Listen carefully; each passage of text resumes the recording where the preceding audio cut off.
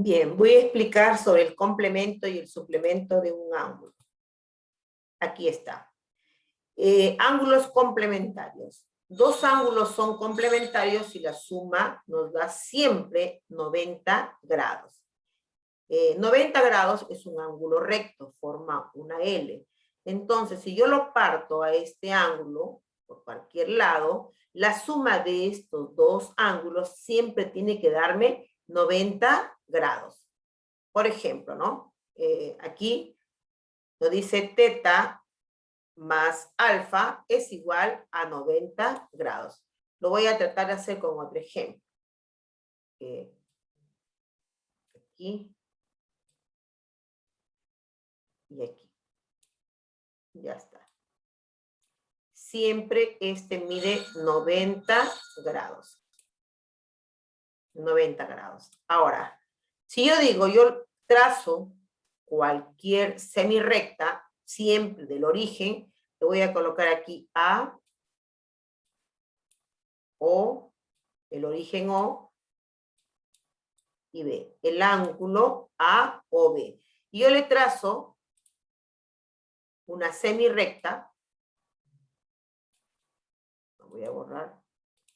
Trazo una semirrecta desde el centro, ahí.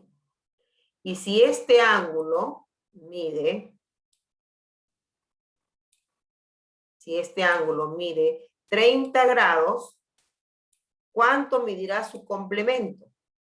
Nos dice que la suma de estos dos ángulos siempre tiene que medir 90 grados. Entonces, para que me dé 90 grados, el otro ángulo medirá 60 grados. Porque la suma de los dos tiene que darme 90 grados. 60 grados más 30 grados es igual a 90 grados. Y a eso se le llama ángulos complementarios. La suma de dos ángulos tiene que darme siempre 90 grados. Ahora voy a explicar cuando son ángulos suplementarios. La suma de dos ángulos son suplementarios cuando al sumar nos da 180, ¿no? Por ejemplo, trazamos los ángulos. Voy a graficar, aquí está, 180 es un ángulo llano. Es un ángulo llano. Y voy a graficar.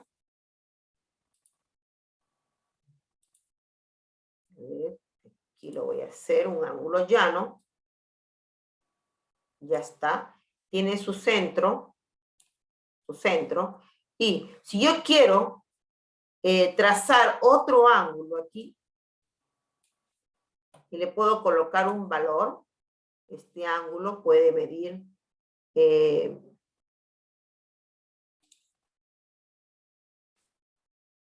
yo le voy a colocar aquí a este ángulo que puede medir 50 grados.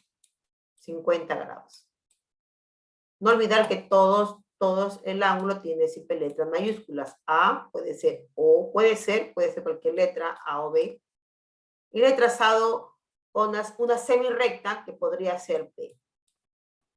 Entonces, el ángulo P o B vale 50. ¿Cuánto valdrá su suplemento? No olvidar que la suma siempre tiene que darme 180 grados. Entonces, el suplemento de 50 será 30 grados. Porque 130 grados más 50 grados, la suma tiene que darme 180 grados. Para eso se le llama ángulos suplementarios. La suma de dos ángulos serán suplementarios si nos da 180 grados. Si yo tengo, por ejemplo, aquí, tengo 70 grados, por ejemplo, ¿no? Si yo digo el ángulo POV vale 70 grados, es un ejemplo, otro ejemplo más, ¿cuánto medirá su suplementario? El otro lado. ¿Cuánto medirá si sabe que todo esto vale? ¿Cuánto vale todo esto? No olvidar que este ángulo llano vale 180 grados. Si ya tengo 70, quiere decir que su suplementario será 110 grados. Porque la suma tiene que darme 180 grados. Y ojalá me hayan entendido sobre los ángulos complementarios y suplementarios. Bien. Y los ángulos agudos son aquellos menores de 90 grados.